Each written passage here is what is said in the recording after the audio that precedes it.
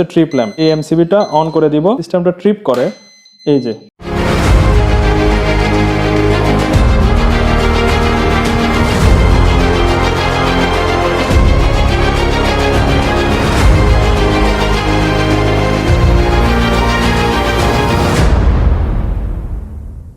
আসসালামু আলাইকুম, আশা করি ভালো আছেন। প্রথমে আপনাকে ধন্যবাদ জ্ঞাপন করছি এই ভিডিওতে প্রবেশ করার জন্য। আপনি দেখছেন স্কুল ফর ফ্রেশার। আজকে আপনাদের সামনে উপস্থাপন করতে যাচ্ছি ট্রিপ ইন্ডিকেটর, অর্থাৎ এই এমসিবির ক্ষেত্রে যখন ট্রিপ হবে সেখানে কিন্তু কোনো ইন্ডিকেটর ল্যাম্প দেয়া নেই। অর্থাৎ লোডের এগেনস্টে দেখা যাচ্ছে যদি আমার ইন্ডিকেটর ল্যাম্পটি জ্বলে, তাহলে দেখা যাচ্ছে আমার এটা অন করা অবস্থায় আমার লোড তো চলছে, কোনো কারণে ট্রিপ করে গেলে আমি কিন্তু এখান থেকে কোনো সিগন্যাল পাচ্ছি না। হয়তো বা অন্য ডিভাইসের মাধ্যমে ইন্টারলকের কারণে অথবা এটি দিয়ে যদি কোনো ম্যাগনেটিক কন্ট্যাক্ট অন হয়ে থাকে তাহলে সেটার ক্ষেত্রে আমরা পাচ্ছি। কারণ ম্যাগনেটিক কন্ট্যাক্টের ক্ষেত্রে দেখা যাচ্ছে যে ওইখানে কিন্তু আপনার অক্সিলারি কন্ট্যাক্ট দেয়া থাকে।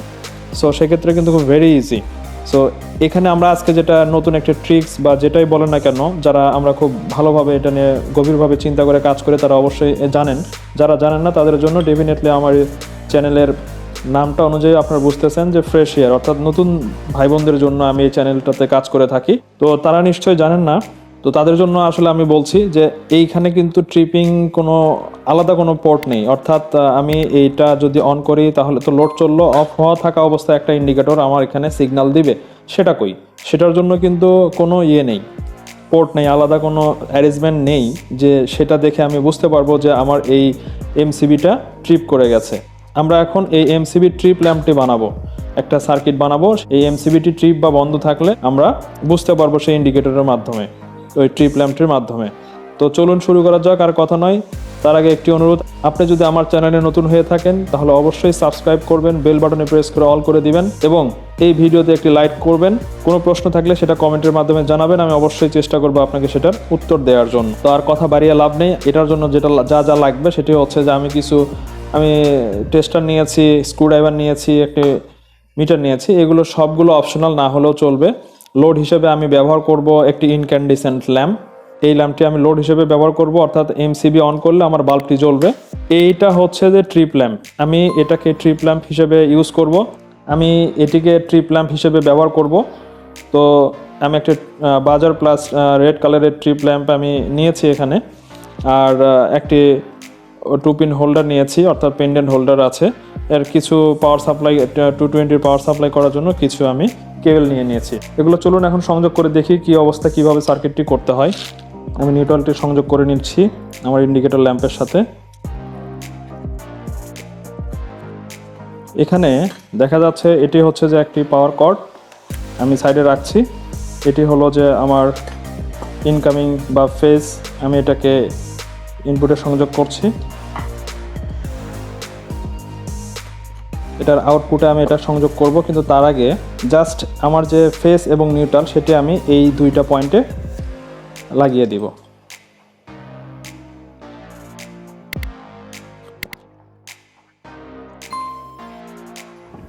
নিউট্রালটি সংযোগ করলাম, এবার আমি ফেসটি সংযোগ করে নিচ্ছি।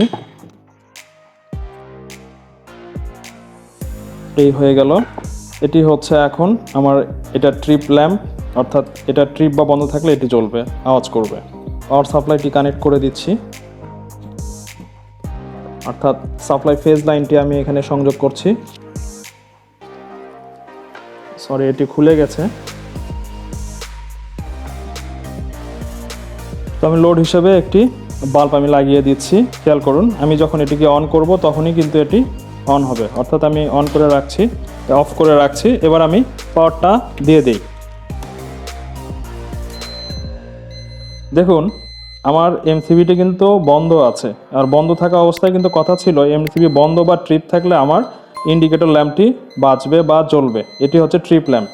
আমি যখন এই এমসিবিটা অন করে দিব তখন কিন্তু এটি আর বিপ দিচ্ছে না বা এটা আর জ্বলছে না, আমার লোডটি চলছে।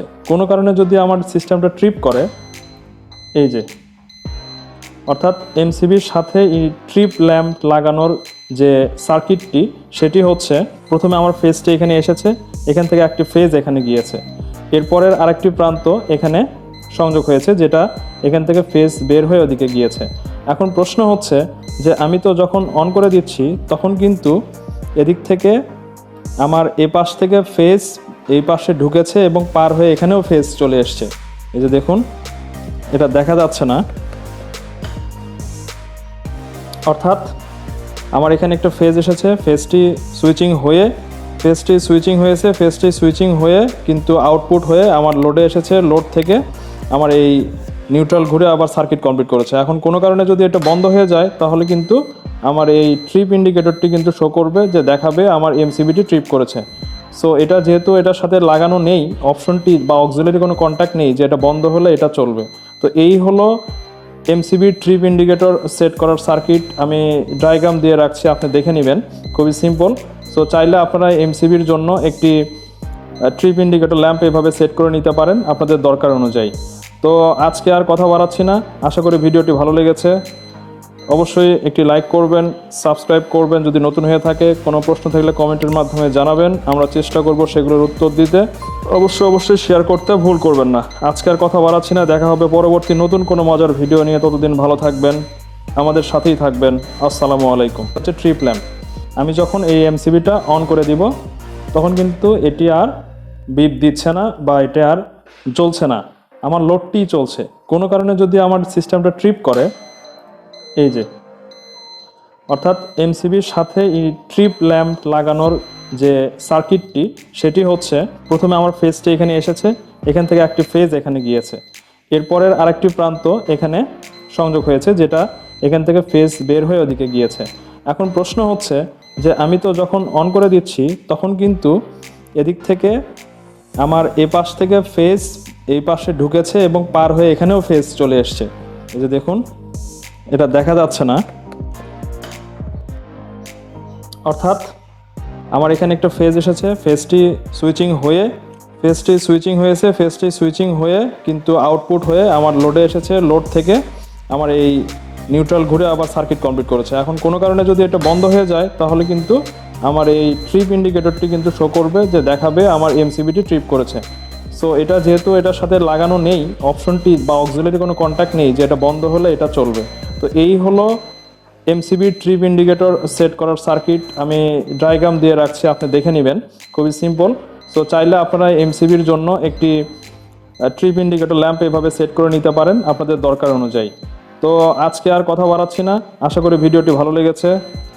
অবশ্যই একটি লাইক করবেন, সাবস্ক্রাইব করবেন যদি নতুন হয়ে থাকে। কোনো প্রশ্ন থাকলে কমেন্টের মাধ্যমে জানাবেন, আমরা চেষ্টা করব সেগুলোর উত্তর দিতে।